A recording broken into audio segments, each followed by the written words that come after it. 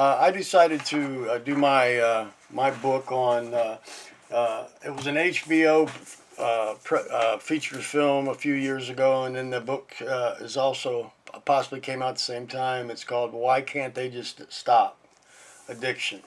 It's a really good book, and the video that goes along with it. I also have that, and I use that book. I mean, excuse me. I'm sorry. I use that video to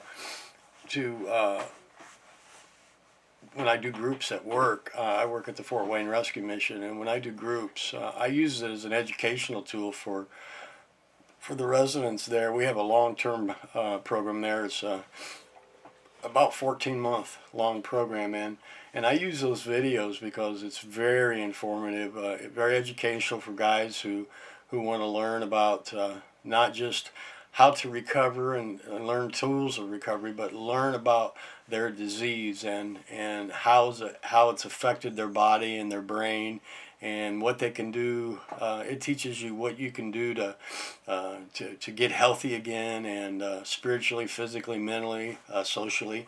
So yeah, it's a great book. The authors of the book are David Schreft, Larkin Warren, Catherine Ketchum, and Catherine Eben. And they did a great job of breaking the book into about 6 different categories. One of the categories is, the first one is why can't they just stop? And we learn that addicts, they can stop, they just don't know how to stop. A lot of addicts feel hopeless, and they don't have the resources, they don't have the ability to get the help that they need. Addiction impacts about 1 in 4 people here in America. Many people think it's the drugs that are the problem, and that if they can just get the drugs out of their life, everything will be normal. And that's just so far from the truth. The addiction, the drugs are a symptom. The alcohol is a symptom. The problem lies within the human, and a person has to be willing to look back on their life, look back at what has fueled it, maybe the trauma they've had in their early life, maybe the dysfunctional family that they came from. All these kinds of things can impact and fuel people into a life of addiction. Especially, this holds true even a little more so for people whose family, their genetics, there's a history of addiction within their family. The chances really jump up. I think it's like 50%, the book says, that if you have a family member that's an addict or an alcoholic, or family history, your chances of becoming an addict yourself are like 50%. Personally, for me, in my family, that was really true. I'm a recovering person, and out of 4 siblings, 3 of them have had alcohol and addiction problems. So it's a very true statement. One thing it also talks about in that chapter, it talks about just saying no, and the problem with that is that it's just not that simple. Every time I hear that, it reminds me of Steven Tyler, the lead singer from Aerosmith, once said, "Telling an addict to just say no is like telling a paranoid schizophrenic just to calm down," and it's also true. Addiction is a brain disease. Not too long ago, I think it's been about a year now, that even the Surgeon General of the United States has now declared that addiction is a brain disease. One of the contributors to the book that I really enjoy, and I've known about her for many times. Her name is Dr. Nora Volkow, and Dr. Volkow, she is currently the director of the National Institute of Drug Abuse, which is NIDA.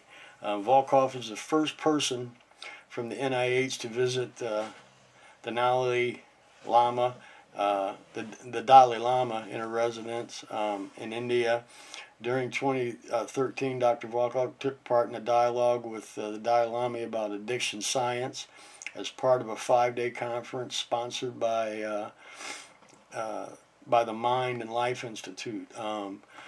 But what I really like about Dr. Volkov is her research into brain imaging.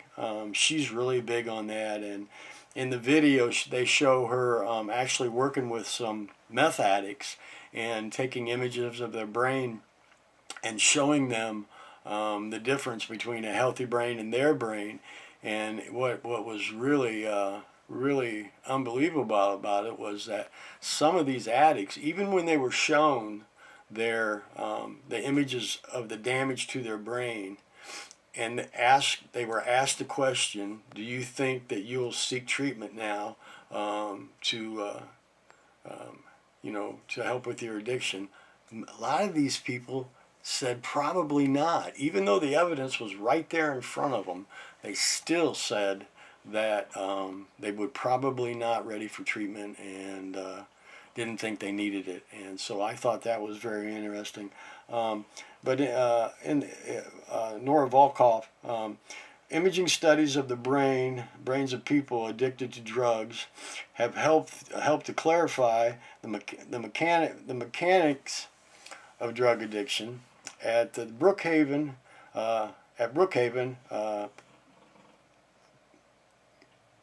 I can't pronounce that word, I'm sorry. Let me get my glasses on here, I apologize. At Brookhaven, positron emission tomography, or PET scanning, was being used to study the brain in people with schizophrenia. When Volkoff moved to the University of Texas, studying patients with schizophrenia was not an option, but studying patients with cocaine addiction was possible. Volkoff and her colleagues studied the distribution of blood flow in the brain of chronic cocaine users and control patients who did not use cocaine. They found decreased blood flow to the prefrontal cortex of cocaine users that continued after 10 days of withdrawal from cocaine use. So I find that stuff very interesting. I think the future of addiction, the future of treatment, is going to be these advanced studies, the science that all these wonderful people are coming up with.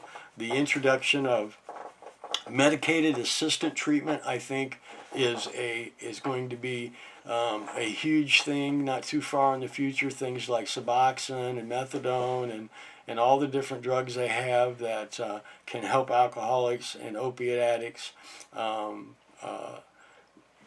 help themselves. We live in a society where that stigma of medicated assisted treatment is still out there, but I just don't. I think that's totally wrong. To me, it's no different than a person who has diabetes and they have to take their insulin every day.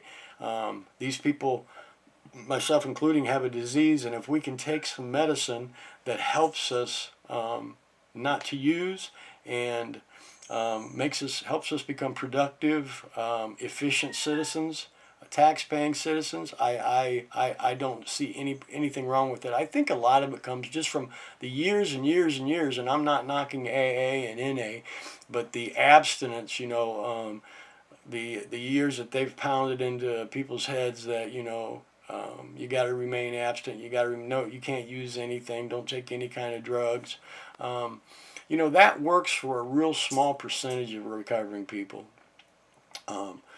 And again, I'm not knocking AA or NA, but, there's thousands and tens and tens and tens of thousands of people out there who are struggling with addiction that, with the help of these medications, I think they can turn their lives around. Not everybody can simply stay in recovery for long periods of time without it. I just believe that it's part of the future. Other parts of the book, addiction is a disease of young people. I believe that's very true. You know, most people that you talk to or I talk to that are hardcore addicts, they started their use when they were young. And, and you know, we know now, again, through science, that our brains don't start developing until we're 24, 25 years old. So if we start abusing drugs when we're 12 or 13, our brain is still developing, it's still growing, it's still doing, it's, you know, so, and we're putting drugs in our body, you know, we're damaging an organ, a very vital organ that is still in the growing stages. So I think that is so too. Treatment. The book talks about treatment, and treatment. I feel like the United States, and I know it's not this, you know, maybe not as true all over the country, but I know in the region I live in, northeast Indiana, the availability of treatment, it's just not here. It used to be. There used to be several treatment centers, but with the introduction of managed care back in the 90s, I would say, these programs that are available now, they're too short, they're not effective. Addicts need long-term treatment. They need treatment that's a minimum. I mean, I believe a good treatment program is a minimum of 6 months. The program I work in is 12 to 14 months, sometimes longer for certain people. So, you know, the system is kind of broken, and well, it's not kind of broken, it is broken. People out there are struggling with the opiate craze that's going on right now, is just devastating. And these people even people who want to get help, you know, and the methadone and the Suboxone is available, but it is so expensive. You know, the prescriptions, the doctor visits are $200-300 a month. Then you got to pay for the prescription. It's $200 or $300. So a person's, you know, for a person coming out of addiction and trying to get their life back together, they don't have $500 or $600 a month. There's just no way. And then, you know, we can talk a little bit about recovery here before I close out. You know, recovery is a wonderful thing. I'm a recovering person, almost 20 years, and it really is one day at a time. And you know, relapse too. I'll talk about recovery and relapse. For many people in their first few chances or first few attempts, I mean, at recovery, relapse is probably going to be there. Sometimes relapses are what it takes to get a person really at their so-called bottom. But I think with a person who is really set on, who is beat down bad enough, and they are really ready to find a way out of addiction, I think the future lies lots of great things, lots of opportunities, and especially, like I said, I really feel strong about the medicated system of treatment, and that's my presentation, and that's why can't they just stop. Thank you very much.